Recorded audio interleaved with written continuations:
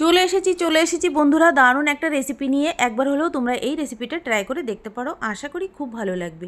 শাপলা দিয়ে ঘাপলা কেমন লাগে একবার ট্রাই করে খেয়ে দেখো, তারপরে কমেন্টে জানিও যে রেসিপিটা কেমন হয়েছিল। না খেলে বুঝবে কি করে রেসিপিটা কেমন হয়েছে। তো এখানে আমি ছোলার ডাল ভিজিয়ে রেখেছিলাম 2 ঘন্টা আগে, সেটাকে কাঁচা লঙ্কা দিয়ে মিক্সিতে পেস্ট করে নিয়েছি। একটু দরদরা পিষে নেব। তো দেখতেই পারছো এখানে সামান্য পরিমাণ হলুদ দিলাম, আর দিয়েছি লাল লঙ্কার গুঁড়ো, পরিমাণ মতো লবণ, আর এখানে দিয়েছি সামান্য একটু লাল লঙ্কার গুঁড়ো। ঝালটা যে যেমন খাবে সেই বুঝেই দেবে। আর দিয়ে দিলাম জিরে গুঁড়ো, ধনে গুঁড়ো। এটা দিয়ে ভালো করে এটাকে মাখিয়ে নেব। আর বন্ধুরা সামান্য একটু কালো জিরে দিয়েছিলাম। ব্যাস, এবার কড়াই গরম করতে বসিয়ে দিয়েছি। এবার ওর মধ্যে আমি সর্ষের তেল দিয়ে দেবো, দিয়ে বড়াগুলোকে ভালো করে মাখিয়ে নিচ্ছি। আর উপর থেকে মনে ছিল না, তার জন্য সামান্য একটু চিনি দিয়ে দিলাম। এবার এই ডালগুলোকে ভালো করে মাখিয়ে নিচ্ছি। এবার ছোট্ট ছোট্ট বড়ার আকারে দিয়ে দেবো তেলের মধ্যে। তেল বন্ধুরা গরম হয়ে গেছে, তেলটাকে একটু নেড়ে চেড়ে নিচ্ছি।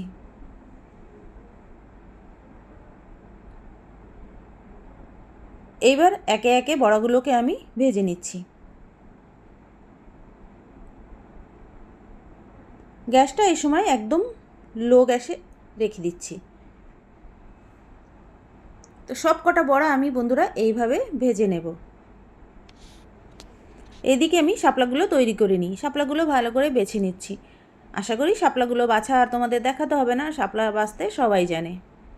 তারপরে ছোট ছোট টুকরো করে কেটে নেব। কেটে একটু লবণ মাখিয়ে রেখে দেব। প্রথমের বড়াগুলো একটু আকারে বড় হয়ে গেছিল, তার জন্য সেগুলো ভেজে তুলে নিলাম। সেগুলো শুধুই খেয়ে নিয়েছিল। তো এইবার একটু ছোট ছোট করে বড়াগুলো ভেজে নেব।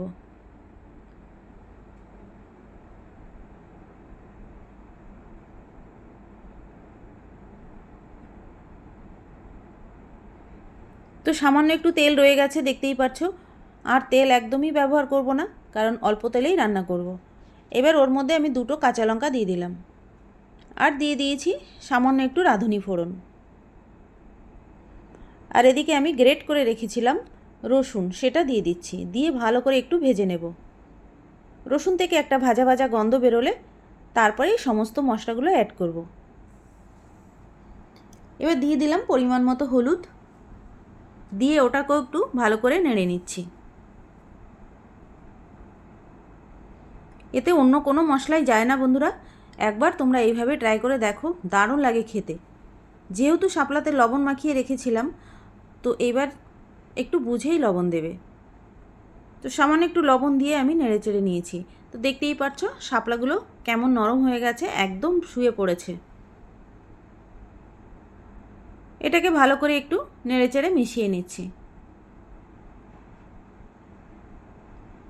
যেহেতু বন্ধুরা এক হাতে ভিডিও করছি, তার জন্য কড়াইটা উল্টে পাল্টে যাচ্ছে। যাই হোক, এবার দেখতেই পাচ্ছ শাপলা থেকে আরও জল বেরোতে শুরু করে দিয়েছে। তো শাপলাটা আমার কষানো প্রায় হয়ে গেছে। এবার যে বড়াগুলো ভেজে রেখেছিলাম সেইগুলো আমি দিয়ে দিচ্ছি। বড়াগুলো দিয়েও নেড়েচেড়ে মিশিয়ে নেব। তো মেশানো হয়ে গেছে।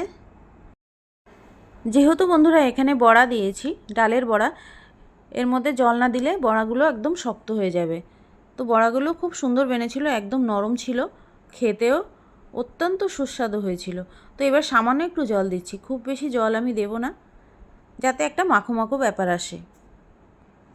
তো জলটা দিয়ে ভালো করে আমি নেড়েচেড়ে মিশিয়ে নিচ্ছি। মিশিয়ে নেওয়া হয়ে গেছে। এবার 2 মিনিটের জন্য জাস্ট ঢেকে দেব। তো ঢাকনা খুলে উপর থেকে সামান্য একটু ঘি দিয়ে দিলাম। ঘি দিয়ে আবারও একটু নেড়েচেড়ে মিশিয়ে নিচ্ছি। গরম ভাতের সঙ্গে বন্ধুরা একবার হলেও তোমরা খেয়ে দেখো। যারা শাপলা পছন্দ করো তারা এই রেসিপিটা একবার হলেও বানিয়ে খেয়ে দেখো, দারুণ লাগে বন্ধুরা খেতে। আমি যখন ভিডিও এডিট করছিলাম তখনই আমার মনে হচ্ছিলো আবারও বানিয়ে খেয়ে দেখি। তো দেখতেই পারছো কত সুন্দর হয়েছে। তো এবার গরম গরম ভাতের সঙ্গে এটা আমি পরিবেশন করব, আর খেতে খেতে মজা নেব। তো তোমরা কে কোথা থেকে দেখছো বন্ধুরা কমেন্ট করে জানিও। ভালো লাগলে লাইক কমেন্ট শেয়ার করো। আর নতুন বন্ধুরা হলে প্লিজ আমার চ্যানেলটাকে সাবস্ক্রাইব করে আমার পাশে থেকো। আর এরকম নতুন নতুন ভিডিও পাওয়ার জন্য পাশে থাকা অল বেল আইকনটি প্রেস করে দিও, যাতে সুন্দর সুন্দর রান্নার নোটিফিকেশনগুলো তোমাদের কাছে খুব খুব তাড়াতাড়ি পৌঁছে যায়। তোমরা যে যেখান থেকে দেখছো সবাই খুব ভালো থেকো, সুস্থ থেকো, ঈশ্বরের কাছে এই কামনা করি। আর পুজোর দিনগুলো খুব খুব আনন্দে ও খুব ভালো কাটাও। আশা করি যারা শাপলা পছন্দ করো একবার হলেও এই রেসিপিটা ট্রাই করবেই করবে। প্লিজ বন্ধুরা, ট্রাই করলে কমেন্ট বক্সে জানাতে একদমই ভুলো না যে রেসিপিটা কেমন হয়েছিল। তোমরা চাইলে নিরামিষও বানাতে পারো। ভালো থেকো, সুস্থ থেকো, সাবধানে থেকো, টাটা।